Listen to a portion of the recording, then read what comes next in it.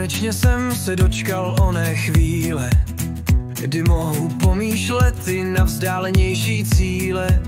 Protože dávám fyzičku ještě dohromady, první stovečka tak povede přes Poděbrady. Hned z kraje čekalo mě překonání Veliše. Vyjel jsem to v pohodě, jen rychlostí korýše. Nahoře můj letmý pohled dal Jičínu s Bohem. Odvrácená strana kopce učinila mě rychlým tvorem.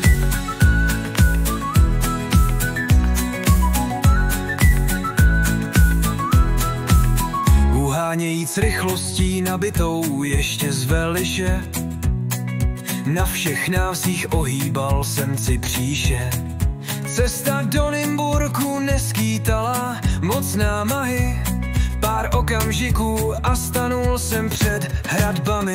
Protože můj motor vyloženě netrpěl hlady, pokračoval jsem ještě dál na Poděbrady. Tam podél břehu Labe bylo tak krásně, o prdelkách bruslařek skládal jsem básně.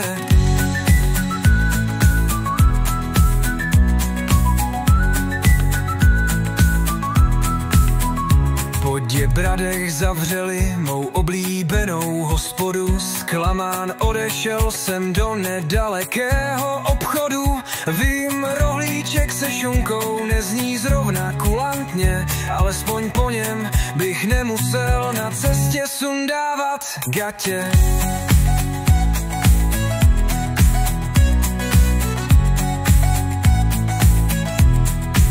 Když vrazil jsem do regálu cestou k pokladně, 2 sáčky lega spadly do košíku čistě náhodně. Přece se nebudu vzpouzet vůli vesmíru, zpátky bude času dost vymyslet výmluvu na míru.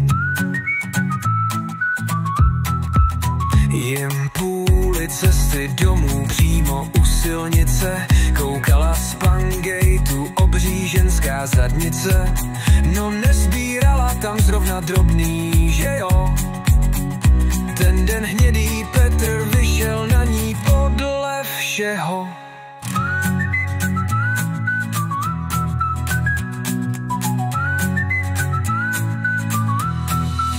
Informace manželky jedoucí z Hořic ve vlaku úplně přepsala můj původní cíl návratu.